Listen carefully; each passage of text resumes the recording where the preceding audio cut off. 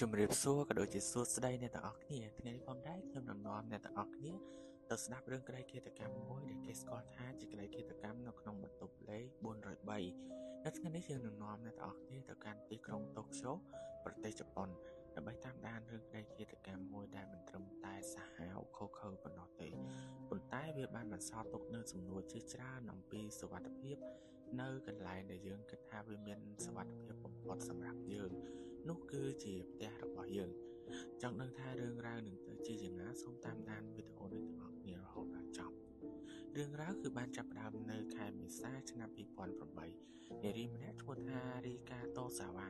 អាយុ23ឆ្នាំ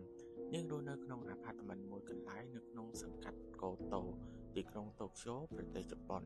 នាងគឺជាបុគ្គលិកការិយាល័យម្នាក់ដែលមានជីវិតធម្មតាប៉ុន្តែនៅថ្ងៃទី18ខែមេសាបន្ទាប់ពីនាងបានត្រឡប់មកពីធ្វើការវិញរូបភាពនាងដែលថតបាននៅក្នុងកាមេរ៉ាសុវត្ថិភាព CCTV ពេលដែលដើរចូលអាផាតមិនគឺជារូបភាពចុងក្រោយដែលគេបានឃើញនាងនៅមានជីវិតនៅព្រឹកបន្ទាប់បងស្រីរបស់នាងបានមកលេងនាងប៉ុន្តែនាងមិនបានឃើញរីកាឡើយអ្វីដែលចម្លែកនោះគឺទ្វារបន្ទប់បានចាក់សោបានយ៉ាងត្រឹមត្រូវ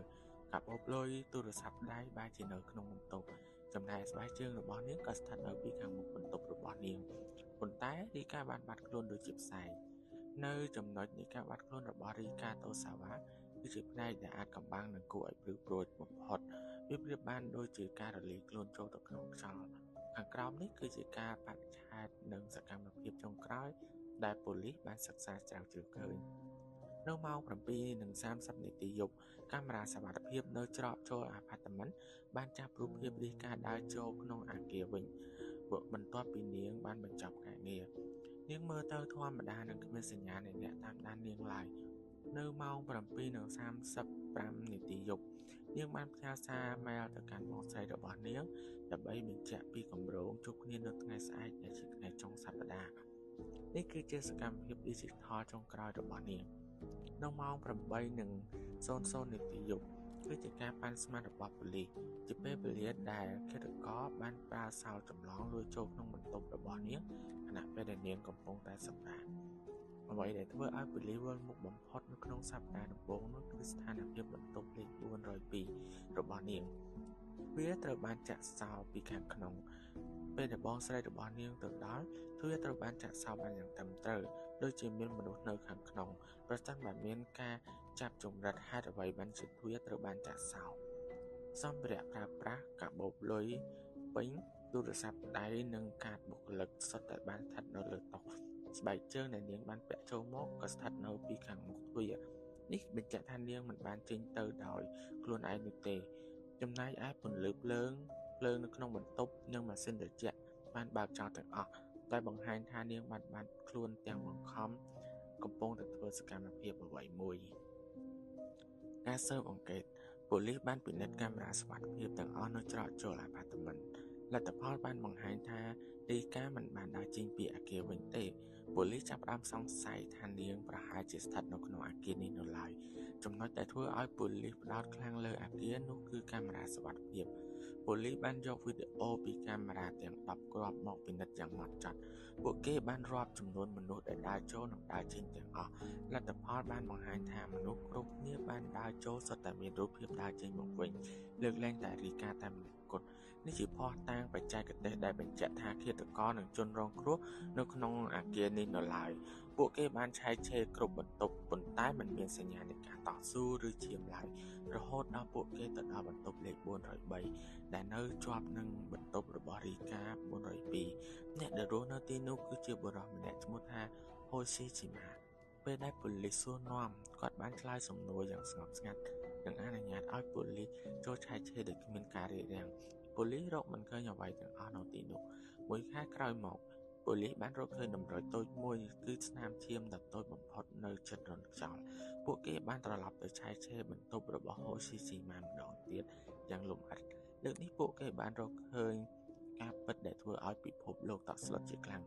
ហូស៊ីជីម៉ាបានសារភាពថានៅយប់នោះគាត់បានចូលទៅក្នុងបន្ទប់របស់រីកាតាមរយៈការលួចចម្លងសោគាត់មានបំណងរំលោភសេពសន្តិវៈប៉ុន្តែដោយសារតែរីការវើរវាយនិងព្យាយាមស្រែកគាត់ក៏បានសម្លាប់នាង អ្វីដែលរន្ធត់បំផុតនោះគឺវិធីសាស្ត្រដែលគាត់បានបំបត្តិផតតាគាត់បានកាត់សាកសពរបស់នាងជាបំណែកតូចៗបំផុតហើយចាក់ចូលទៅក្នុងបន្ទប់ទឹករបស់គាត់បំណែកខ្លះទៀតគាត់បានដាក់ចូលបង្គន់ហើយចុចបង្ហូរចោលបំណែកខ្លះទៀតគាត់បានច្រកថង់តូចៗហើយយកទៅបោះចោលនៅក្នុងធុងសម្រាប់សាធារណៈសូម្បីតែក្នុងកំឡុងពេលដែលប៉ូលីសចូលឆែកឆេរសួរនាំគាត់លើកដំបូងបំណែកសាកសពខ្លះៗនៅតែមាននៅក្នុងបន្ទប់របស់គាត់នៅឡើយពីដំបូងប៉ូលីសមិនបានរកឃើញជនល្មើសភ្លាមៗគឺដោយសារតែភាពខ្វះខាតដែលធ្វើឲ្យរឿងនេះបានអូសបន្លាយទី1ការបាត់ទប់អគារនិងការឆែកឆេរជំហានដំបូងនៅពេលដែលបងស្រីរបស់នាងរាយការណ៍អំពីការបាត់ខ្លួនទៅកាន់ប៉ូលីសមិនបានគិតថាវាជាក្តីឃាតកម្មភ្លាមៗនោះទេប៉ុន្តែដោយសារតែរាយការណ៍បានបាត់ខ្លួននៅក្នុងស្ថានភាពចម្លែកសម្ភារៈនៅប៉ុន្តែមនុស្សបានបាត់ប៉ូលីសបានចាប់ផ្ដើមដាក់កម្លាំងឆែកឆេរគ្រប់កន្លែងមិនលើកលែងសូម្បីតែធុងទឹកលើដំបូលអគារបំពង់ខ្យល់និងបន្ទប់ម៉ាស៊ីនការប្រើប្រាស់សំណក់ប៉ូលីសពួកគេបានប្រើប្រាស់សំណក់ហិតក្លិនប៉ុន្តែអ្វីដែលចម្លែកឆ្កែបានហិតក្លិននៅក្នុងបន្ទប់របស់រីកាហើយក៏បានវង្វេងដាននៅខាងមុខបន្ទប់នេះដោយសារតែហូឈីឈីម៉ាបានប្រើប្រាស់ទឹកអប់និងសារធាតុបាញ់សម្រាប់ក្លិននៅមុខបន្ទប់នៅតាមច្រកផ្លូវផ្សេងៗនៅពេលដែលប៉ូលីសសួរនាំហូឈីឈីម៉ានៅលើកដំបូងគេបានរៀបចំដំឡើងកុំព្យូទ័រជាច្រើនគ្រឿងនៅក្នុងបន្ទប់ដើម្បីធ្វើឲ្យប៉ូលីសគិតថាគេគឺជាអ្នកបច្ចេកវិទ្យាដែលចូលចិត្តនៅតែម្នាក់ឯងដែលគ្មានកម្លាំងបាយសម្រាប់នរណាម្នាក់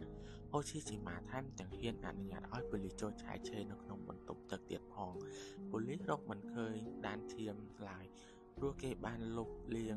ដុសសម្អាតដោយប្រើសារធាតុខ្លងសេបានយ៉ាងស្អាត